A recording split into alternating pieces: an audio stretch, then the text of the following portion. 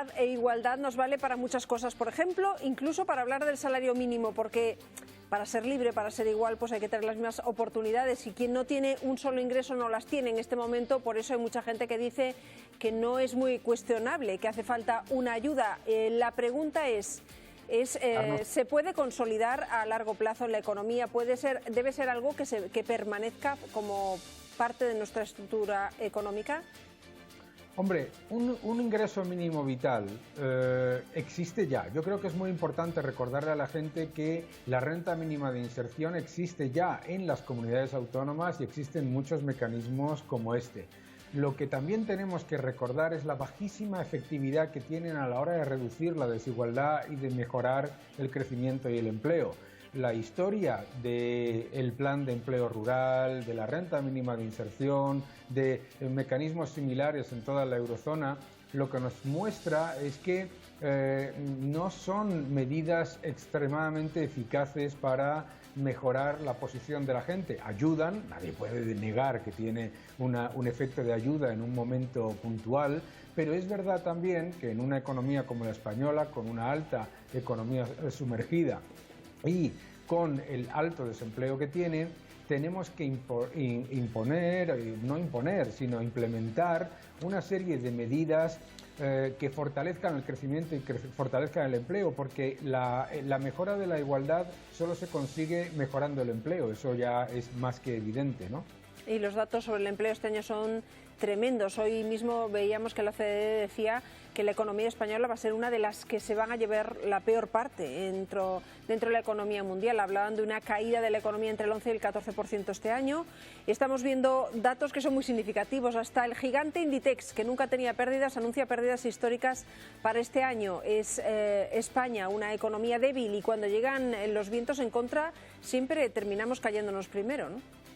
Claro, el error en el que se cae en la economía española es ese concepto constante que a mí particularmente me enfada bastante, ¿no? De escuchar que crecemos más que la media de la Unión Europea cuando van las cosas bien, y no llevar a cabo las reformas estructurales y fortalecer la economía cuando las cosas van bien, porque cuando vienen mal caemos mucho más rápido. ¿Y por qué caemos mucho más rápido? Porque tenemos unas empresas que son mucho más pequeñas, mucho más frágiles que las de las economías de nuestro entorno. Tenemos también un alto nivel de economía sumergida y un alto nivel de paro. Todos esos factores, que son los que hay que atacar cuando estamos en periodos de crecimiento, son los que nos llevan a empeorar tan rápidamente. Por supuesto, también no podemos ignorar el hecho de que España va a caer mucho más, porque las medidas de confinamiento han sido no solamente de las más agresivas del mundo, sino además no coordinadas con los agentes económicos, lo cual ha llevado al cierre de más de 133.000 empresas y, por supuesto, a un aumento de un desempleo que ya era muy elevado antes de la crisis en cualquier caso. Y solo las grandes empresas muy sólidas, como esta que estábamos viendo imágenes de Amancio Ortega, se pudieron evitar hasta el ERTE y mantener a sus trabajadores un par de meses con el sueldo. Lo que venga después es ahora mismo una incógnita. No sabemos cuántas empresas de esa ERTE van a poder superar la salida. Hemos hablado muchas veces de la forma que puede tener la curva de la crisis, una caída en picada, una subida de repentina que sería una V. Lo último que hoy escuché yo a un ministro del Gobierno era incluso la forma de la lámpara de Aladín. Yo no sé si se atreve a hacer tanto vaticinio de la formita que puede tener la salida, pero es lo que queremos saber todos, cómo y cuándo vamos a salir.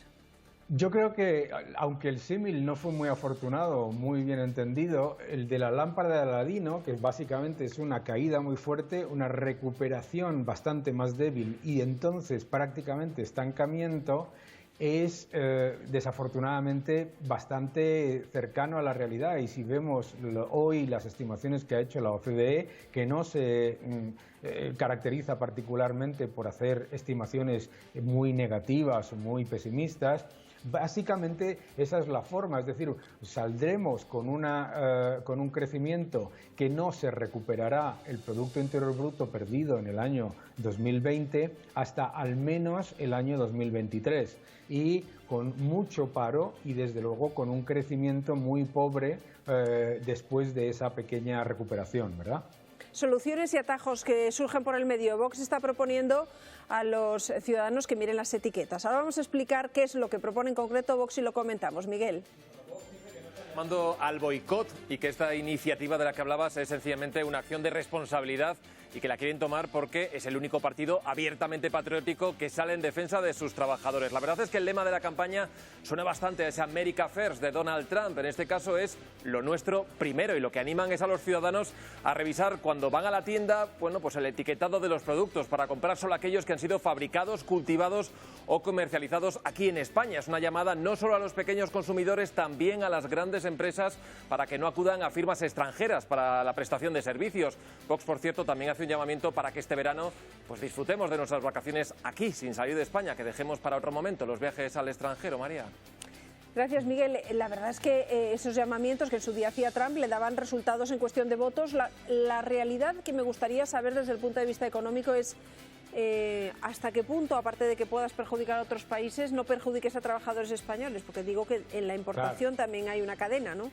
Claro, es que efectivamente la llamada a consumir solamente productos españoles pues parece aparentemente muy patriótica hasta que piensas que somos un país que exporta aproximadamente el 33% de su Producto Interior Bruto y que además en la cadena de suministro dependemos en mucho de otros países y por lo tanto no está nada mal, por supuesto, que un ciudadano, si lo desea, busque los productos que considere de mayor calidad y, por supuesto, que los productos españoles tienen una enorme calidad. Pero esta idea de que la autarquía, de que el proteccionismo nos va a sacar de la crisis es una falacia absoluta. Ni siquiera funciona en Estados Unidos, pero recordemos que Estados Unidos es un país que exporta muy poco.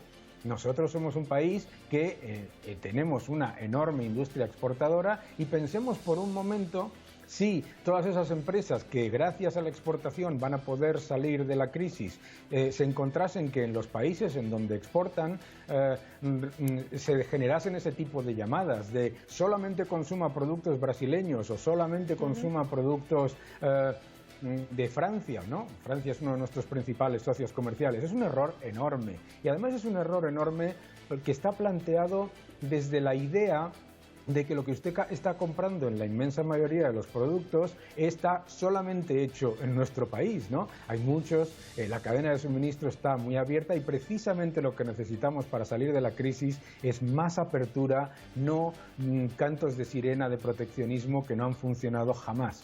Quería comentar contigo también una queja, y vamos a buscar más detalles antes, que nos llega desde responsables de negocios de la hostelería, también gente que tiene el mismo negocio en distintas comunidades y que están preocupados por qué va a pasar a partir del día 21, porque no habrá estado de alarma, las comunidades recuperan su, digamos, competencia y se pueden encontrar con que cada uno tenga unas condiciones diferentes para abrir y para ponerse a trabajar, y esa es la queja que nos trasladan. Raquel Gutiérrez.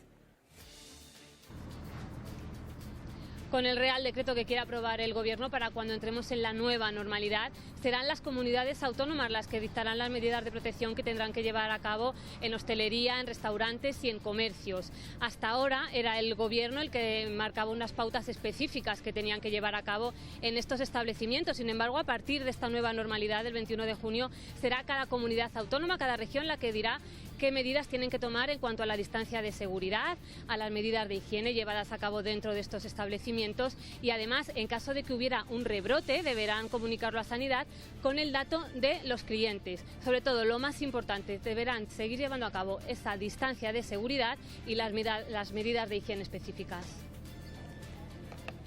Gracias, Raquel. Pues esa es la cuestión, la preocupación, y tiene lógica porque el que tiene un negocio un poco fuerte y están distintas comunidades al mismo tiempo, tiene que tener una norma general para sus empleados, ¿no? A partir de ahora, pues, la desescalada sin un mando único puede ser algo más compleja, ¿no?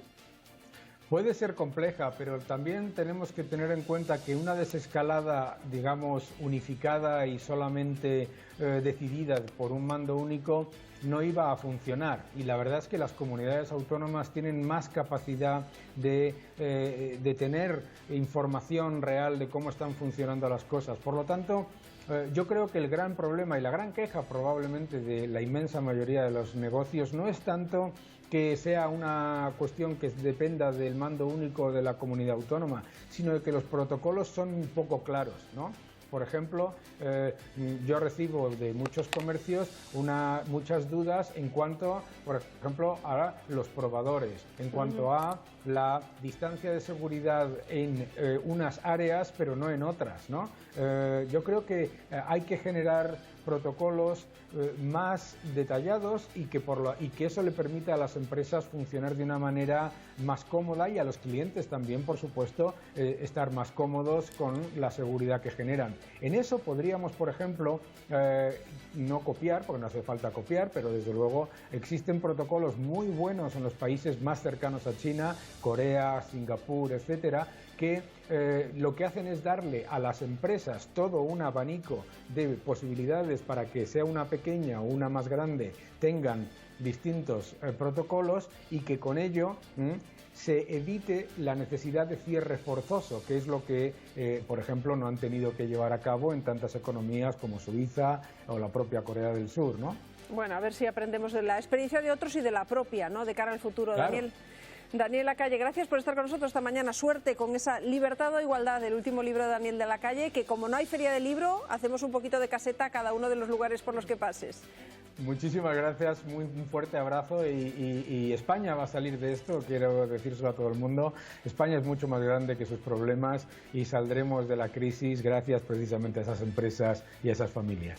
Saldremos, desde luego que sí, gracias, pero la verdad es que no tenemos todavía respuestas